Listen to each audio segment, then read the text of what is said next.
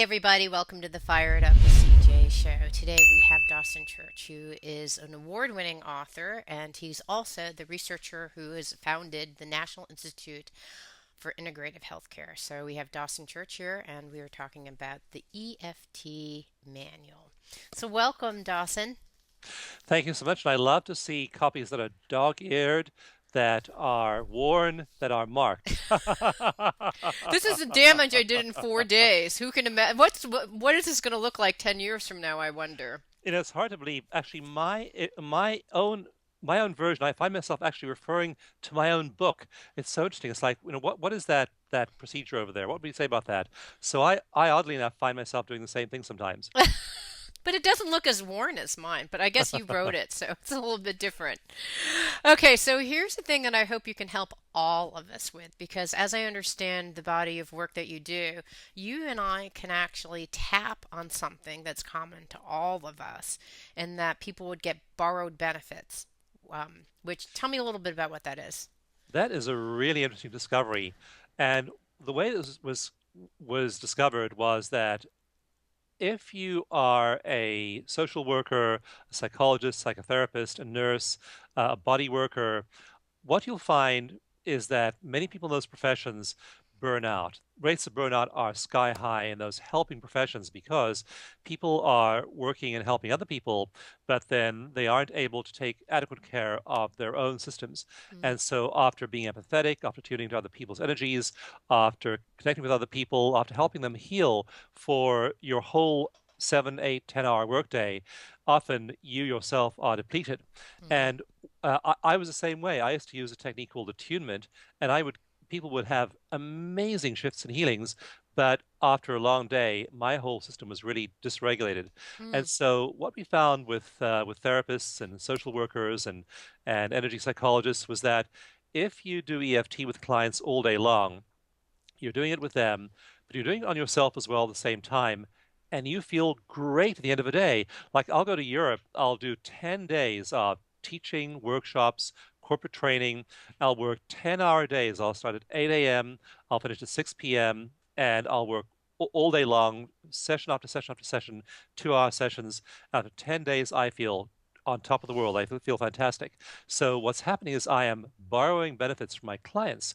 We then said, well, if it works with one person or three people, might it not work with the whole group? And sure Hmm. enough, we found we could take a person with an issue, work with them in front of a group, have members of the group working on their issues, and the people in the audience, even though there was no direct therapy being done with them, were getting almost the same results as the person up front.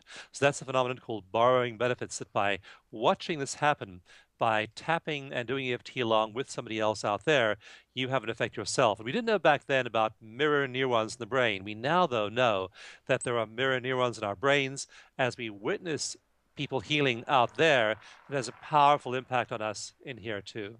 Hmm. Okay, how do those mirror neurons work then? So, When we witness something happening outside, so say you, and this isn't just EFT, it's any shamanic healing, a mm-hmm. religious ceremony, a personal growth workshop. So you see something happening out there, and what happens is the same neurons, that same neural pathways in your brain start to fire, even though it's not you doing that thing. So you watch somebody else playing a sport, you watch somebody else going through a transformational experience, and just witnessing them activates the similar neural pathways in your own brain. Hmm. Okay, so we're going to do that now with the listening audience out there. And in fact, you have a whole litany of things. I actually went into your YouTube channel, and you also have a website on EFT Universe. And I was looking at someone who has a craving for chocolate, which I have. And I Right. saw one that you did for the holidays, for a craving for pumpkin pie, which I don't know how you're doing with that pumpkin pie. The time is coming soon. But I figured that we could do one for eating healthy, because Halloween is just around the corner, and all those kind of my downside is the almond joys. When I see those, oh my gosh, forget about it. So I figured people were probably having, want to eat healthy as Halloween comes and afterwards. And I thought we could do one an affirmation that I saw in your book in the EFT manual. You have a whole section on affirmations, and one of them was, I effortlessly maintain my weight goals. So, as I understand the mirror neuron part, is that you and I can actually talk about this, and the listeners can actually be tapping along with this. So, they would be doing the same tapping exercise and getting the same benefits as I would be doing by doing it directly with you. Is that right? That's right. And the way we use EFT with affirmations is you say the affirmation. Hmm. And again, they should be vivid, they should be present tense, they should be emotionally charged. And that affirmation, I effortlessly maintain my ideal weight, is one that most people may say. But the way we work with it with EFT is that the affirmation itself brings up objections to success. When you Hmm. say, I effortlessly maintain my ideal weight, people's internal self-talk is things like, yeah, right. Yeah, mine is, yeah, we'll see how long that lasts for. Yeah. Maybe a minute or so. Once a pecan pie there, all bets are off. Almond mounds, yes, right. Yes, exactly. Unless almond mounds are in the same state as I am, Yeah. the same planet as I am, the Yeah, I'm same screwed solar unless that system as I happens. am. Exactly. So those are what you call tail enders, which what does that mean? Tail enders, tail end. So you think that the affirmation is I ideally maintain I effortlessly Effortlessly maintain maintain my weight my ideal goals. weight, but then the tail ender is something that objects to your success, like yours might be, unless there's almond mounds in the room. Okay, so that actually that tail ender, that's the real affirmation. That's the one that's coming true, not the apparent affirmation, which is the one you think you want to create in your life. So what you do with EFT is you tune in to how your body feels when you say that tail ender. It might be um, Almond joys will get me almond joys will get me every time. every time. Every time. No matter how strong my willpower, no matter Yeah, how big my goals, no matter how exactly. strong my affirmations. Because that's the real affirmation. Okay. So you feel in your body that physical feeling that's awakened by saying the affirmation. When I think about it, I have this kind of like, oh, brother. I have this kind of sinking, energetic, crippling feeling. So would I be tuning into that while I'm actually doing EFT? Yeah, and get a bit more specific. Where in your body is that crippling feeling? It's in my throat and in my stomach. I just feel like I'm kind of curling in and admitting defeat. Okay, stomach, throat, Throat. curling in, admitting defeat. Okay, think back to an early life event having nothing to do with food, probably, or almond joy or anything like that, when you felt that same literal feeling in the center line of your body. Okay, I got it. And you don't have to disclose the event, but how old were you when the event I happened? think probably about 5 years old. 5 years old. And if the event was a movie, what title might you give the movie? Um, oh, I'm exposed. Exposed. Okay, so now tap along with me on each acupressure point. Okay. First, tap this one. Oh, when you think about the emotional intensity of the movie, I'm exposed. How big is your triggering, emotional triggering on a scale from 0 to 10, with 0 being totally calm, 10 being really emotionally triggered? 10. 10, okay. So even though I Even though had that movie, I had that movie, I'm exposed. I'm exposed. I deeply and completely accept myself. I deeply and completely accept myself. Even though I had that movie, Even though I have that movie, and for folks who can't see, I'm tapping on the side of my hand. I'm tapping on the edge of my hand right below my pinky. Even though I experienced that terrible event, I experienced that terrible event, and I'm tapping while I'm saying this, I'm exposed. I'm exposed. I love and accept myself. I love and accept myself. I can't change the past. I can't change the past. That terrible thing happened, That terrible thing happened. but I can change the present, But I can change the present. the way I feel about that thing. The way I feel about that event, that thing. Good, that event, that's good. And even though the bad thing happened, And even though the bad thing happened, I survived. I survived. I'm me. I'm me. This is now, This is now, and that was then. and that was then. Okay, tap where your eyebrow meets the bridge of your nose. Okay? I'm I'm taking my exposed. fingers and tapping and kind of in between my eyebrows. I'm exposed. that terrible movie.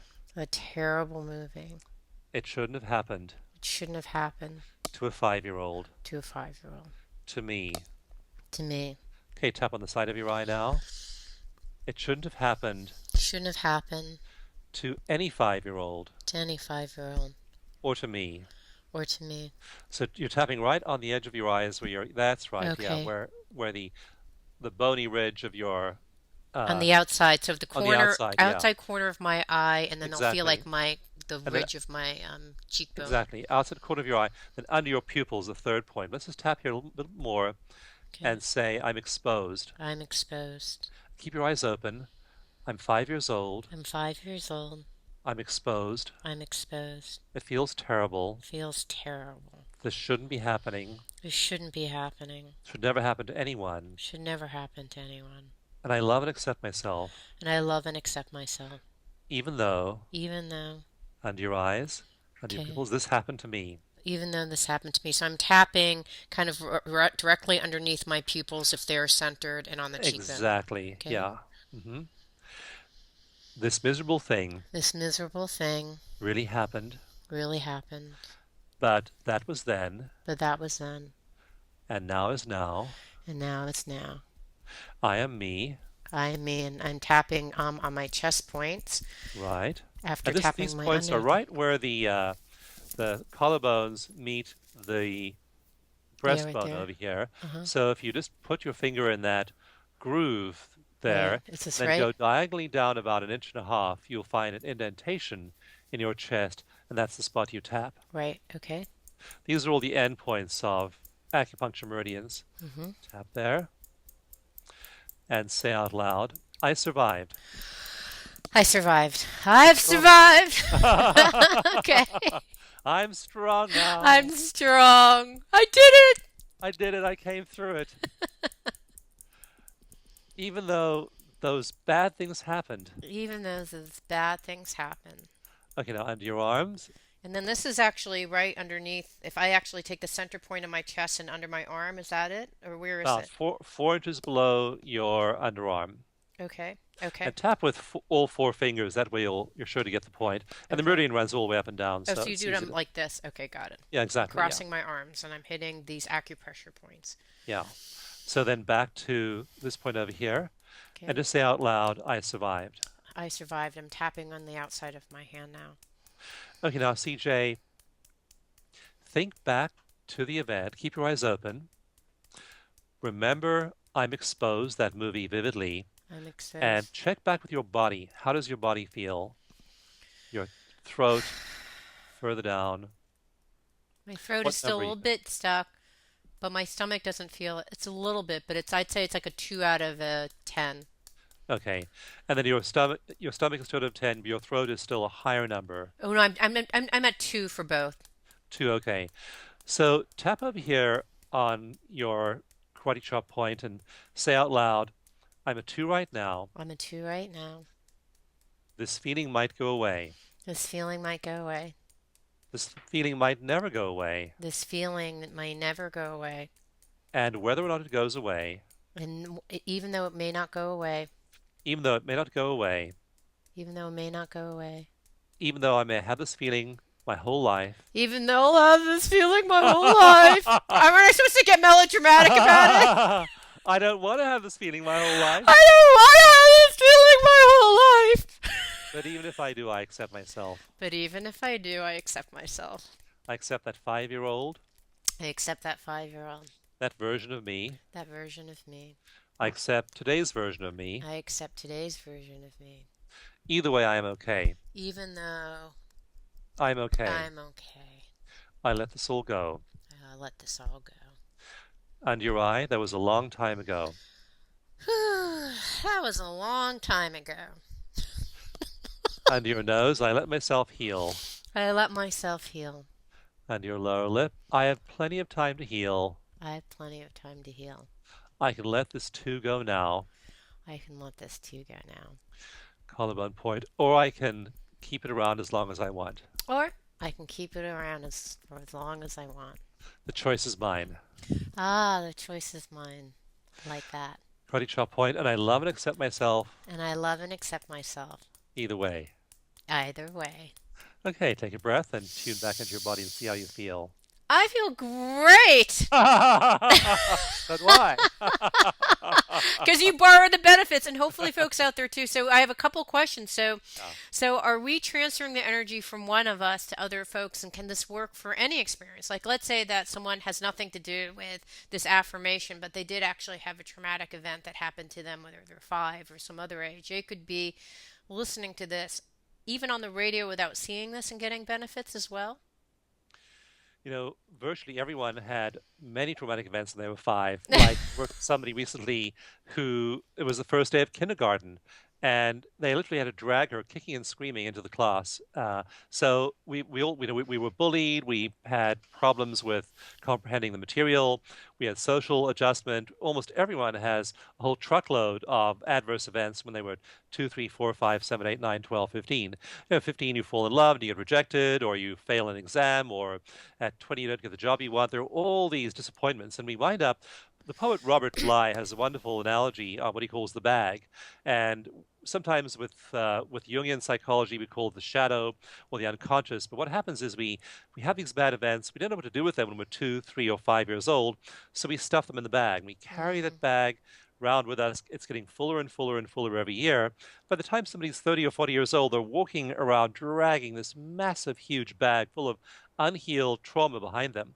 So with EFT, we pull those things out, just like your movie I'm Exposed, tap on them, release them, and suddenly you feel great. yeah, I love it. Yeah. So this can work for any of those kind of Anybody. experiences. And Yeah. then, and it says the other question is this going to help us move to a new point in feeling? I feel different actually after doing this. How about you after getting, how do you feel? I feel good, and that's the test. How do you feel? Because Yeah. like I was working with somebody last night on another one. We do a lot of live coaching calls, and we do. I don't do any personal work with people myself, but I do tons and tons of group coaching on Mm. big with big groups online, and they're all doing borrowing benefits, and work with somebody who's like genius, 150 plus IQ, so smart, but stuck up here and has done tons of therapy on her childhood stuff up here, but it hasn't landed in her body.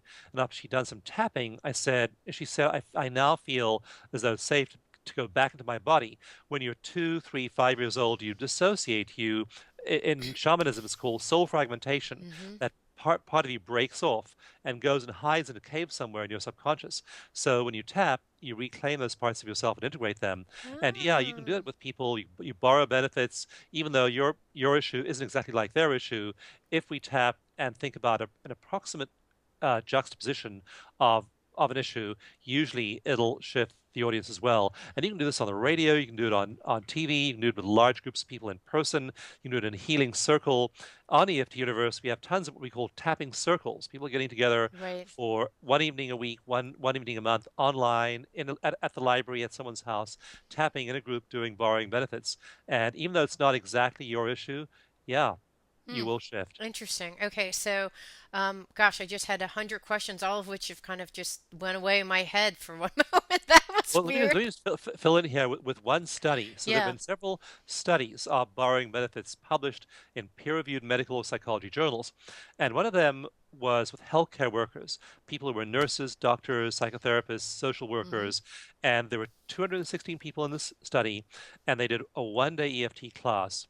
We measured their anxiety and depression and found that after one day of borrowing benefits, their anxiety and depression went down by an average of 45%. So Mm. massive drop Wow. in Wow. psychological problems in one day. But we had a pain module and a cravings module in that borrowing benefits workshop. And when we work with physical pain, like, backache, PMS, Mm-hmm. migraines, whatever, their average drop in physical pain was 68%. Mm. Huge, huge, huge drops in physical pain Mm. just from borrowing benefits of the EFT. And the Mm-hmm. drops for cravings for things like chocolates, sweets, alcohol, candy, tobacco, and so on, those cravings dropped by an average of 83% in 30 minutes using EFT. Mm, EFT is really potent for mm, taking away your cravings for yeah. those things. Okay, so I have a question for you. So to go backtrack where we were, the affirmation was I effortlessly maintain my weight goals. And what popped up to me was some when you said is this related to anything in your childhood, it's because as you say in your book, we're talking to Dawson Church and we're talking about his book, The EFT Manual. What you mentioned in your book is that you want to actually anchor this in an event, ideally, and usually a lot of those events are in your childhood. Now, the event that came up for me, um, doesn't seem at all related to my weight goals. But is that just the crazy way the mind works? Like, who knows why that popped up? Just trust it and tap. Yeah, absolutely. That is the way the mind works. And in your essentially we have three brains. We have our ancient reptilian primitive brain at the back of our top of our Yeah. spinal column. Mm-hmm. Above that we have the mammalian brain that we call the limbic system. Yeah, right And then over on top of here. that we have a primate brain in that the prefrontal cortex up here, the Mm-hmm. biggest part of our brain, the thinking brain. And the thinking brain handles language, music, past, present, future. It handles all kinds of abstract cognitive tasks, but the midbrain handles emotion and the hindbrain handles survival. And so in the midbrain, there are some very important substructures. One is the amygdala, and the amygdala is your alarm system. So when the amygdala says, this is a threat, it turns on, it's like the fire alarm in a building. It turns on the fire alarm, everything else gets shifted around to deal with the threat. Mm-hmm. The hippocampus is another part of the emotional brain, and the job of the hippocampus is to make a match between a bad thing that happened in the past and a bad thing that might happen in the Mm-hmm. future. Mm-hmm. And so it makes all these really weird associations. Like one guy I worked with at one of our live workshops, he had a problem of fear of heights.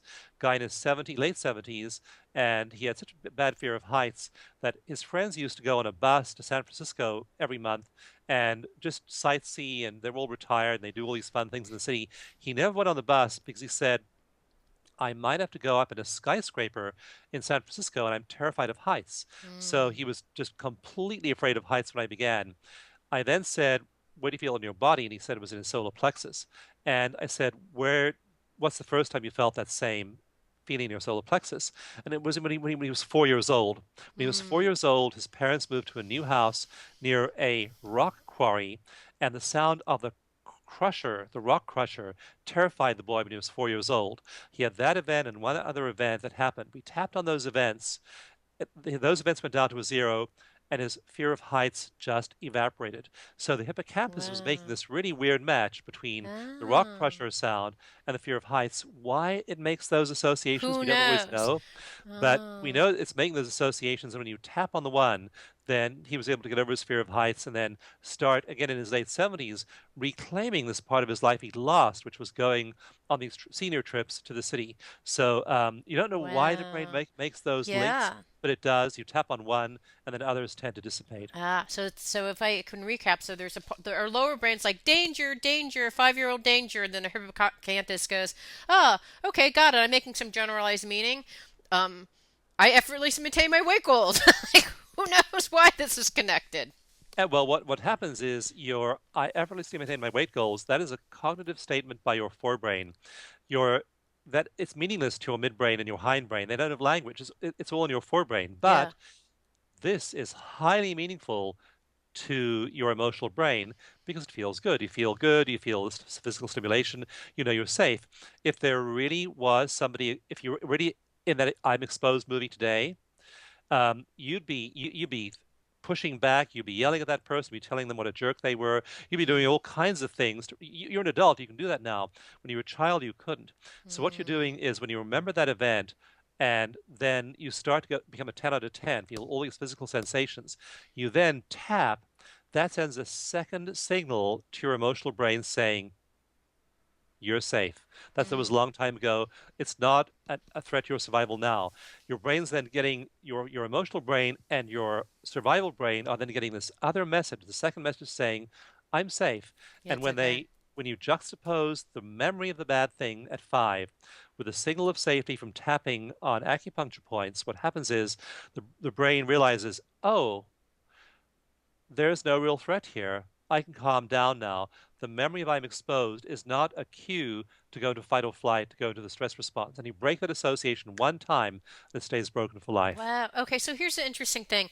I was reading your book, the EFT Manual, and I did tap on the same event, and I thought I was down to zero, but maybe I wasn't. But it was for a different thing. I was relating something. I have pain in my back and my pain in my jaw, and that actually went down after I tapped this. But this was yet another way in which I guess my hippocampus actually tied this to eating or waking or somehow in some weird way. So could it be that certain events can actually get tagged on to lots of different ideas so that even though I Yeah, cleared it, it's now coming back again in a different form? yes, the same event can give you a similar tag, which you then form as the basis of a core belief. For example, the core belief is I'm not safe Mm-hmm. might show up as procrastination.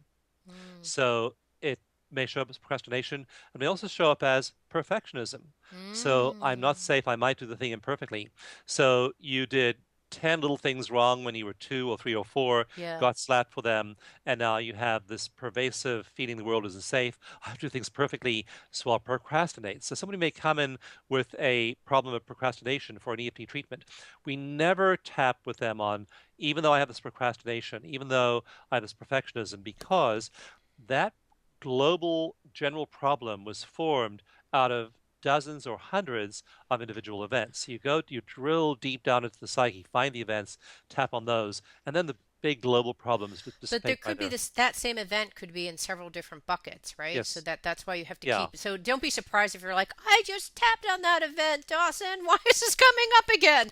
Right. Because it's actually got linked into another generalized belief, which was Well, also the EFT manual tells you how to find aspects, and aspects are the pieces of the puzzle. For example, I worked with one lady who had a car crash when she was 8 years old. Actually, she had a car crash when she was in her 30s, and she had a frozen neck, so her neck wouldn't move right. properly to the side. Mhm. And so I ignored the adult crash. I said it was, were there any early childhood crashes? When she was 8 years old, she was in a car with her sister driving, and they had a crash, and we worked on that crash. But I'll tell you, CJ, same thing. Her numbers kept bouncing up and down, didn't really go down to a zero. And we tapped on every single part of the event. These are called aspects: the sound of the squealing tires, the sound of Right. the breaking glass, sound of metal on metal, the sight of the other car approaching us, the smell of blood, whatever those are all aspects of the event. And unless you find all the aspects, you may still have buried trauma. So in this case, we worked on all the aspects of the event. We tapped on them all, and her neck wasn't getting any better. She has had some physical pain. Her numbers weren't going down very much. And suddenly her eyes opened wide. She said, "Oh my goodness, I just remembered a piece of the event I'd totally forgotten. I was 8 years old. My sister was 15. She was underage, and I had dared her to drive the family car that Mm. day. So again, she's now in her 40s, and this fragment surfaces. We tapped on that one aspect, and suddenly she's like, her neck totally frees up, her pain Wow. goes away, and, and her triggering for the whole event goes way down. But the EFT manual will show how to find all the auditory aspects, all the visual aspects, everything you felt kinesthetically, Okay. somatically, until you found all those pieces of the event lurking in some corner. The hippocampus is still hanging on to some part of it it thinks is a Ah. threat. And that's what Ah. really good EFT and thorough EFT work does, is Ah. find all the aspects. Okay, so what I didn't do is I didn't identify all the aspects, so I cleared little pieces of it, but then I Yes, didn't complete clear the whole gamut of it, so it's showing up in these other kind of areas of my life. that's right. Yes. Fascinating. Okay, so this going back to the affirmation, I effortlessly maintain my weight goals. So people are going to have their own things that kind of come up, but tap. And so the tail enders are the ones that are the thing that you tap for. Now that I have, let's say in theory I've removed all my tail enders, all my objections, which are really what I'm manifesting as my objections. Then what Totally. do I do with the affirmation? If Then you when can say the tapping. affirmation, and your body won't feel, your mind won't have a tail ender, and your body won't feel that constriction. So Hmm. your body's feeling is the physical, the somatic manifestation of the tail ender, which you can think of in your mind. And those two are telling you something. They're telling you that you have this entrenched objection to success, tap on them, and usually you feel clear. So you then say, I effortlessly maintain my ideal weight. And it has, in NLP, we call this congruence. You're totally congruent behind the statement. There's no more tail ender, no more physical sensation of saying in your dreams. Right. Right. So then do I tap on that as well, or is just that's the work? The work is actually beginning to remove all the tail enders, and then I can say the affirmation all I want. Does it make it any more powerful when I say it because I removed the tail enders? Totally. If you hear somebody, say you hear a public speaker and they have a really good presentation style, but if they aren't congruent, if they have tail enders behind what they're saying, you just feel there's something not quite right there. We can tell Hmm. if people aren't congruent, but when you can say your affirmations and you can say them with absolute conviction, you have no more tail enders, you have power then behind your intentions and your goals, and you will achieve them. You will achieve amazing things when you tap away those objections to success. But until you tap away those objections to success, you can have all this intention, you can be saying your goals, doing visualization, doing affirmation, and left wondering why nothing ever happens. That's the usual state of Okay, things. got it. And so we had a Yeah. question that popped up. So how do you remember all the different aspects or parts? And I think in the book you talk about it, the EFT manual. You talk about how you remember, which is in that example that you used about the car accident. And so you remembered all the kind of five sensory perception of it. What was the smell? What was the Yes. taste in your mouth? She said she had Yes. blood that you tasted. What were the things that you remember? What did you remember? I heard screeching tires or the Yes. smell of rubber. So those are you kind of break down in a microscopic way all the different aspects of that traumatic event, and that's one way of looking at the aspects. And so the other thing I saw was that you also wanted to ask about all the different events, like the most horrifying event that relates to this thing. Is that right? Is that how the other things that you do for identifying all the aspects about tracing? You talk about the stuff being daisy chained together in some big event. Tell us about that. I'm doing it all. Yeah. I'm totally botching up your book. Well, no, no, you're right in Help that me. trauma is often linked to the brain, Yeah. and so that person who was the procrastinator and perfectionist, she had a bad event when she was 21 that helped cement that behavior, but another event when she was 17, when she was 15, when she was 12, when she was 4, and so you have all of these events, and they are all linked together in your mind. The Right. beauty of the hippocampus, though, is even though it makes all these links and associations and tags all these things as traumatic. When you work on what we call in the manual, we call it the worst or the first. Pick the worst one, pick the first one. Go to a really early life one when you were 2, 3, 4, or pick the really bad one. Like there was one guy who had physical symptoms, and his dad beat him when he was a kid. So I said, Mm, what's the worst time your dad ever beat you? He said, when I was 8 years old on my birthday, he hit me so hard he broke my jaw. So that was mm, the worst of those many beatings. So we worked on that one beating, but when we worked on that one beating, his whole frame shifted, and he said, I realize now I feel at peace with that, and all the other beatings have gone down as well in intensity. I realized my dad was doing the best he could. His dad beat him way worse than he beat me. My mm-hmm, dad was restrained compared to the abuse his dad dished out. So mm, his whole cognitive frame flipped from being victim to being mm, adult. And you see those kinds of things with EFT really often. So the thing about the hippocampus is once you tell it that this memory is not a real threat to your survival. It's in the past. You're okay now. It then also tags all those similar meeting events, like the mm-hmm, beatings, those similar events with the same tag, and it brings them all down to a low number. mm, So the EFT manual says find the worst or find the first. But again, if the first is bad, if you had severe violence, if you had sexual assault or something, go see a therapist who knows EFT. If you have military trauma, if you have, PTSD from Vietnam or from Iraq or Afghanistan, go see a practitioner because don't unpack a big can of worms if you have serious mental health issues. Do EFT with somebody who's qualified and trained to right. handle those problems. Yeah. Okay, so another question. So we have a bunch of questions on, so let me actually go back to the listener line. So I think we've got this. Um, so others can give you energy to make you better. Yes, that's what I heard. Yes, through borrowing benefits. Does it work the other way? Can people give you negative energy and hurt you? So when so you're talking about someone in Vietnam and they're telling about, probably horrific events. Um, even though they're telling you about these events, could the negative energy kind of hit you in that particular way, even though you're tapping? Personally, my experience is it bounces off. It doesn't seem to affect me personally. Now, Mm-hmm. like I was working with a woman at a live workshop very recently, and I normally pick people in these live workshops to work on up front that have fairly manageable issues. Mm-hmm. But this woman I picked because she had a severe childhood sexual trauma. Mm-hmm. And I wanted to show the group, though, that you can handle even those really big deals. So for the last demonstration of a 5-day workshop, I picked somebody, we had an hour-long session, and it was super, super, super, super intense. Mm-hmm. And people were crying. The Mm. woman was crying. She was crying so bad she couldn't talk. She couldn't even tap. And I Oh. got to say, CJ, I sat there and I'm hearing about what was done to her when she was a little girl. And I am so angry at the person who did it. And I am so, I'm getting all triggered myself. But I kept on tapping, kept Right. on, I mean, my voice was breaking. I felt such Mm. intense emotion for this little girl as she was describing Mm. herself. Now she's in her 50s, but she's describing herself at 3 and 5 and so on. But when I was tapping, and then when I finished tapping, I felt everyone in the room felt like a huge weight had been lifted off our shoulders. So it helped her.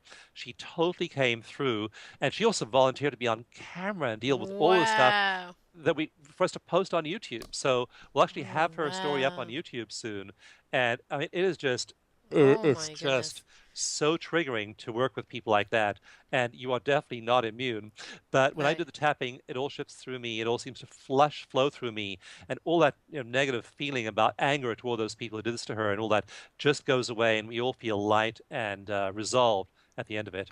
Yeah, it reminds me of this whole idea that we're all connected. So that if we're all connected, her trauma is our trauma too. So when Yeah. we're tapping, we're releasing, you know, whatever all, the common consciousness that we all have around violence and trauma. So that it sounds like that's what also happened, which is why all of you kind of felt lifted. I don't know. That's my hypothesis.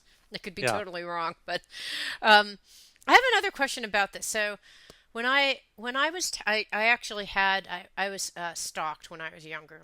When I was 28, someone stalked me and followed me all the way home, and then called me and all these awful things. And I was tapping, and I tapped, and to the point I was telling my husband about it, and I thought, was that a dream or did it really happen? It's interesting because after you tap, it doesn't even feel like a real memory anymore. What is that that's happening? Is that because this part in your hippocampus is being dissolved? So it felt more like a dream. Like I thought, I don't know if it's true or if this really happened. I don't even know what happened anymore once you do the tapping. What is it that's happening? Yeah, and we'll have people tell this story before tapping, and the version of the story they tell after tapping has usually changed completely. They may tell different details, they may be uninterested in the story. What's happening is you still have the memories don't go away, Yeah. but they no longer have an emotional charge. And it's the job of the hippocampus to attach that emotional tag to something saying, hey, danger, Oh. Will Robinson, this could be a threat to your survival.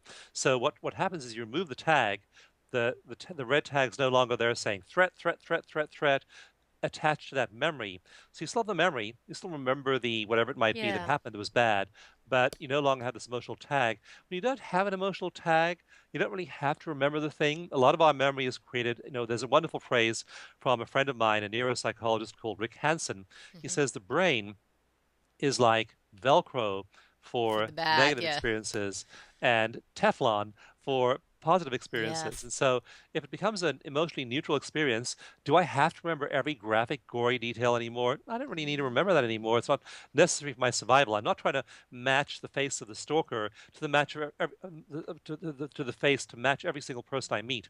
So I'm no Right. longer having that fear-driven need to make those matches, and Right. that then means I just discard the memory, or it becomes much less emotionally impactful and compelling after a while. Yeah, yeah. So when I removed the emotional distress of that memory, it really felt like, when you look at those old pictures and they start fading, like you were saying, I don't remember all the details anymore of that event, but I know that it happened. But they're so minimal that it really does feel like a dream because we're having dreams as well, but we don't usually have as much emotional content in our dreams, so they don't, I assume they don't get stored in our brain. Who knows what happens with our Well, no, dreams? they do actually, and the way the dreams work is so interesting because there's a whole body of work. There's a book called Dream to Freedom Hmm. about using EFT with dreams. And what happens is that when you close your eyes and go to sleep, your visual cortex, the part that processes visual information, Hmm. is right back here at the Hmm. base of the skull, Hmm. and then. Right above the visual cortex, there's a second part of the brain called the visual association cortex, and Hmm. its job is to take those visual images and make meaning out of them. So when you see, for example, my wife doesn't know, has no interest in cars. Like when I see a 1964 Ferrari, when I see a Jensen Healey, when I see a Morgan, it's like my whole, if you we look at my visual association Bing, cortex, bing, it's bing, going bing. crazy. Hers is just flatlining.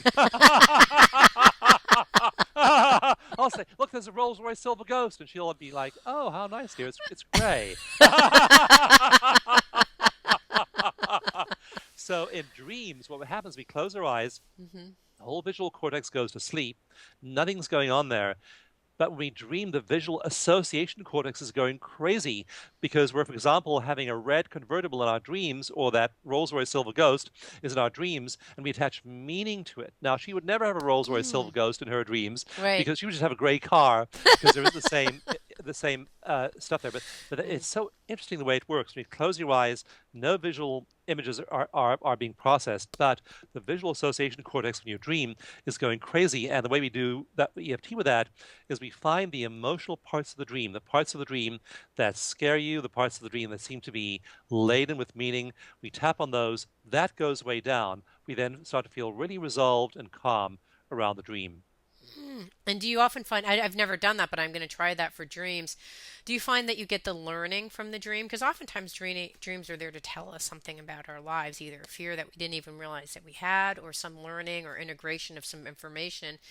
If you tap it away, do you still get the juicy parts of the dream? Yes and yes. And yes in that when you're when you're upset, you aren't able to get the meaning from the dream easily because when you're upset, your frontal lobes don't work great. If you're emotionally charged, up to 70% of the blood flows out of your frontal lobes into your peripheral muscles. So when you're trying to remember the dream, it's like you're trying to give a speech and Right. you're afraid of public speaking, and so you stand up and you forget everything you'd planned to say. Hmm. That's because your frontal lobe shut down when your emotional brain and your survival brain come into play. Yeah. They don't need you to be able to do higher mathematics to survive. They need you to be able to run. Okay, so that's Right. that's all they care about. So they Right. the areas in your brain just go like this, Mm. shut way down, squeezing all of that blood out of your frontal lobes into your peripheral muscles. And so, Hmm. when you're stressed, when you're trying to remember, what did that dream mean, and you're stressed, you're angry, you're tense, you had a nightmare, Mm. you think very, very poorly because of all that blood flowing out of your Right. forebrain. But when you tap and release the tension, then blood flows back into your forebrain. You can then make much more intelligent associations Right. between this meaning. And the other yes is that I mean, there's so, oh, if you go to this cool website, EFT for Dreams, Uh-huh. EFT numeral 4 Uh-huh. dreams.com. Uh-huh. And it's a free site with people telling their stories of tapping around dreams. Mm. And like one woman said, okay, I'm in a dream tonight. I'm really unsure which job to take, which direction to go in my career. I want to have a significant dream about that, and which where my subconscious tells me all the Right. deep unconscious stuff around which is the best path for me. Yeah. And so she tapped before she went to bed, tapped on all the points around. I'm going to have a significant, meaningful dream. She woke up the next morning. She had 4 dreams, which were just heavy, dripping, laden with Yeah. significance. And that's another way EFT is used for dreams. And did you remember those four dreams? See, I usually don't remember Remember them. them. Well, tap, then I'll remember my dreams. Just tap and say, Okay, and even though then I see. So yeah, then and then she had these four vivid dreams because she tapped before, and then did she wake up in the morning and tap too, and then get the aha juicy learnings about those decisions? she got the ahas about the dream's meaning. I don't know if she tapped before getting it. She just tapped the Yeah. night before about having a dream. Wow. We teach a 2-day dream an EFT workshop. And Oh, that's so fun. what's so cool, CJ, is at the end of day one, so we Saturday and Sunday, it's weekend workshop. At the end of Saturday afternoon, we said to people, okay, now your homework is go home, have a nice supper, and have a highly significant dream. And people come back, and my left brain saying, I'm a researcher, Right. telling people to dream, to order like ordering a pizza. What a ridiculous idea! But I do it anyway. I tell them to, and they come back in the morning with these amazing, life-altering dreams Wow. they've had. It's just astounding. They're dreaming Wow. on command, doing some tapping, and then they have these profound dreams that night very often. Oh, I love it. I'm going to try that because sometimes I have these dreams that, and I just feel so bad. It feels like information is being downloaded from some more higher version of Yes, myself. yes, yes, yes. Don't remember it. And then I thought, well, I guess I'll remember it at some level, but my conscious mind has no memory of this at all. But I would like for it to have a conscious memory of it. Do you have a book that you're going to show me? I'm still paying attention, but this is the book actually. It's called Dream to Freedom, Uh-huh. and it's by Bob and Lynn Hoss, Hoss, Uh-huh. and it's on Amazon and Barnes and Noble and a lot of independent booksellers. And it's like paint by numbers. It tells you step by step. To use Hmm. EFT for dreams, this is like a seven-step process. One, two, three, four, five, six, seven. Do these things, and all these stories of people who've had these like baffling dreams. Then they tap, and then suddenly a whole bunch of things become clear to them. Wow, that is Yeah. so cool. Okay, I love it. So I'm going to now do a battling book. No, focus on this book. I'll make sure that we email you the information about how to reach the author of this if you want to interview him. Yes. He Yeah. is a brilliant neuroscience um, uh, researcher, and he just explains, like he told me about the visual association cortex. He's just Yeah. this amazing guy. So yeah. Fascinating. Okay, so we're talking to Dawson Church, author of the EFT Manual. I need to promote your book, but I really would like to see the other book. Okay, so I don't need to do anything. I want to promote your book because it's really good. Okay, so here's some other questions. Um, what if you have so many to let go? What if you have so many of these traumatic events to let go? Um, Well, I actually kind of challenged people in chapter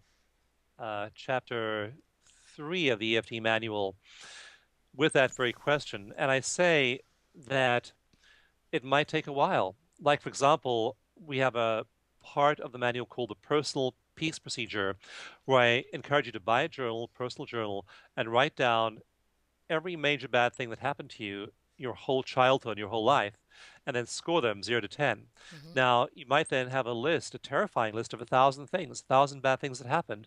A lot of them eights, nines, and tens. What do you do? It's almost like this defeating exercise to see Mhm. all of those bad things.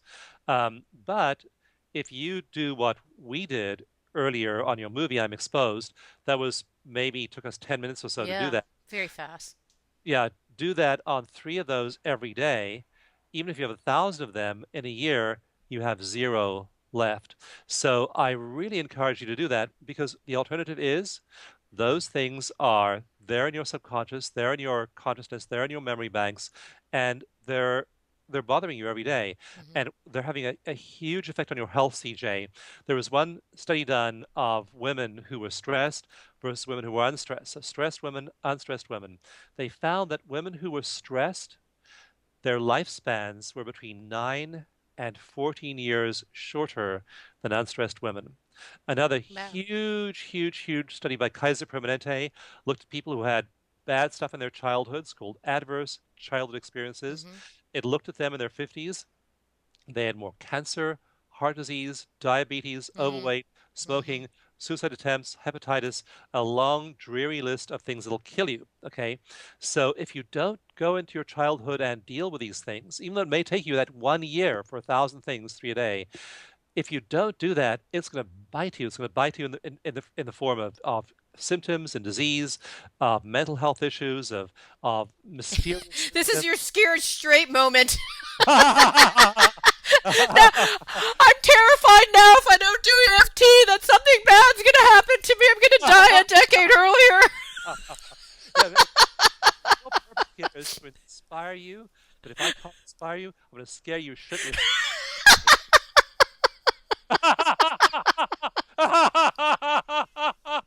You're bad.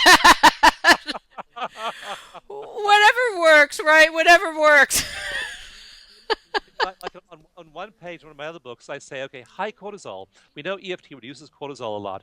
If you have high cortisol over time, and I have a list of 40 studies, it wrinkles your skin. It gives you Oh, I'm osteoporosis. gonna be old and dry and dead. So it's like, okay, I really want to inspire you. If I can't inspire you, I'll terrify you to change. Exactly. What do you want to die a decade early and have wrinkles? Cancer. Oh my God. Okay. Thing here is don't leave the stuff on the shelf. Don't leave that I bag of know.